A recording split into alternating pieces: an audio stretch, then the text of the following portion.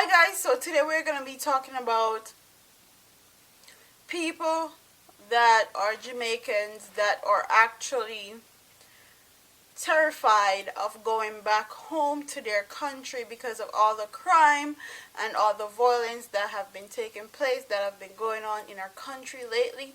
So that's what today's topic is going to be about. If you want to see what I have to say about this topic, please keep on watching. As you guys know, Jamaica has one of the highest crime rates in the whole world.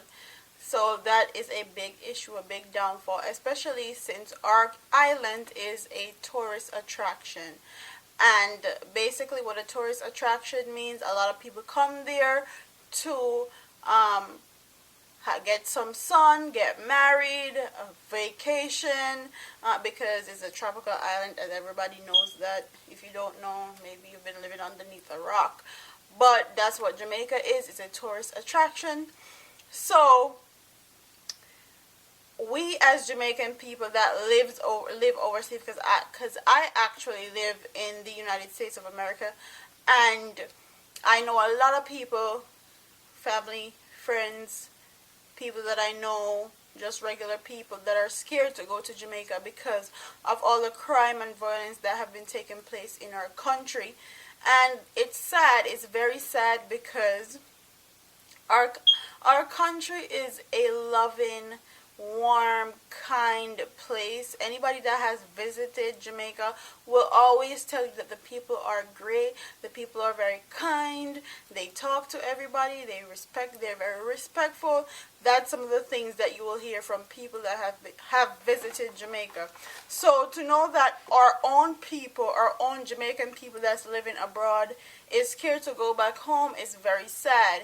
And the state that we're living in right now, if these people wanted to say, hi, hello, y'all are Jamaicans, y'all don't belong here, I need y'all out of my country, out of my space, and they decide to ship back everybody from the United States or anywhere in the world back to Jamaica, people would be up for a rude awakening, because a lot of Jamaican people don't want to go back home because of the crime and violence that has been happening there. And I don't wrong them. Sometimes I feel like I don't want to go home too, but I love my island, I love my home, I always go back. So, but people would be up for a rude awakening because a lot of people don't want to go back to Jamaica because of all the crime and violence. And that's a wide issue. It's not just one thing, it's a whole spectrum of things. Jamaica is a very poor country, it's a third world country. We don't have a lot of jobs. People graduate with 12, 15, 25 CXCs, go to college and still can't get a job. So it's not just one issue, it's a whole spectrum of issue. Our politicians are very corrupt.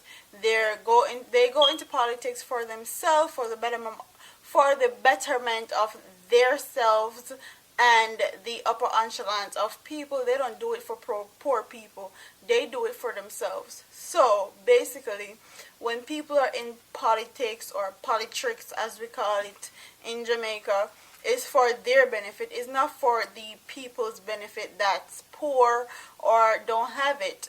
It's for the people that's rich to get richer, and the poor gets poorer, and that's how Jamaica works.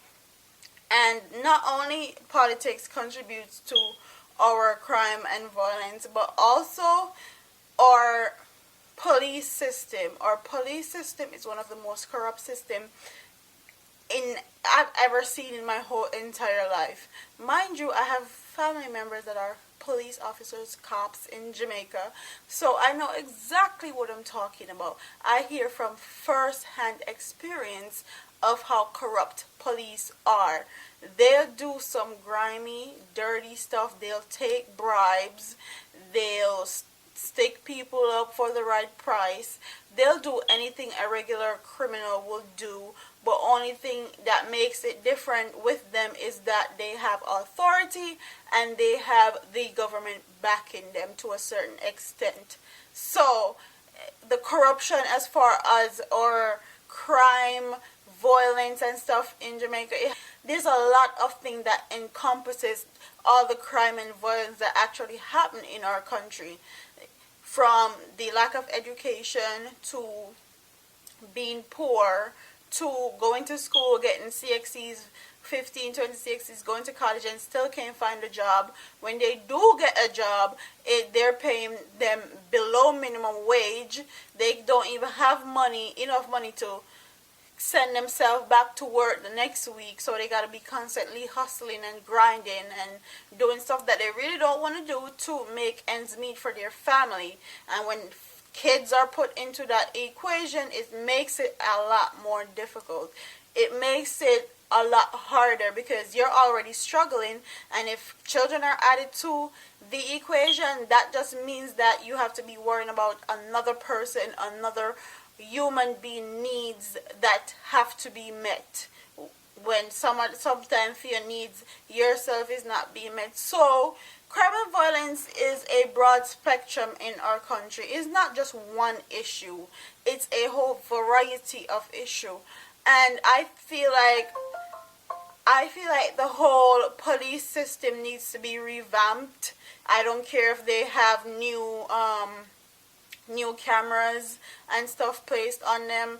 They can make up some BS excuse like how they do in the United States and say, oh it fell off, it dropped off on floor, or it may never turn on, may never remember if it turned. They can make up some BS excuse as to why the camera doesn't work or why they're not using their cameras. So I feel like the whole police system needs to be revamped. They need to go to get some more training, or just take out the whole of them, create a whole new police system. And also the government is a big issue because they need to be doing the country right instead of being all about themselves and all about getting Jamaican people's money and taxing Jamaican people for them things and them money. Them need to actually figure out a way how to get people that are actually working their ass off, going to school, going to college, to get jobs and also pay them above minimum wage so they can provide for their family. So if somebody can't provide for their family, what do you think they will do? They're going to rob and thief and do anything where they have anything that they can do to go and get ends meet to feed their kids and their family. So if you can provide a stability, provide a employment for these people, then Jamaica would be fine. And that's just what it is.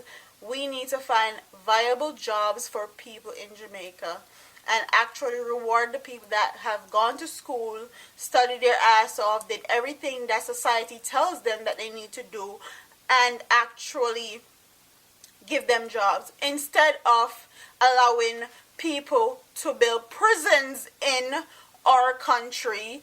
Actually give our people some time and effort and money and actually build our country instead of tearing it down with a prison.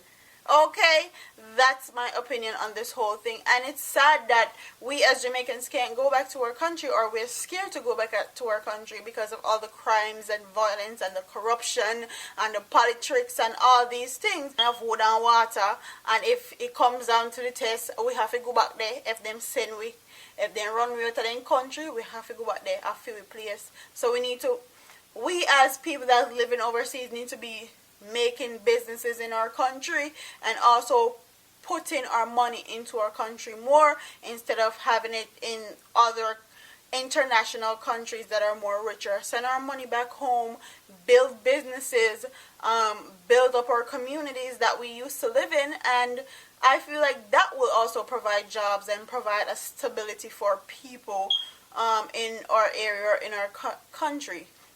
So that's all I have to say. Only if you stop the button buckler bullshit.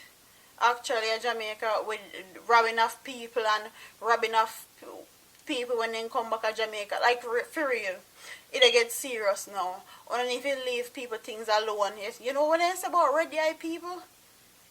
Red eye. You're killing off red eye for people things if you don't work for it. So if you don't work for people things, don't go try rob them for them things. Go walk. Go look walk. Okay? So that's my little 5, 15, or 20 cents on this whole topic. Don't forget to like, comment, share, and subscribe. And I'll link all the previous videos down below. But me, both mine and SoFlo TV's videos. And I'll see you in the next one. Deuce.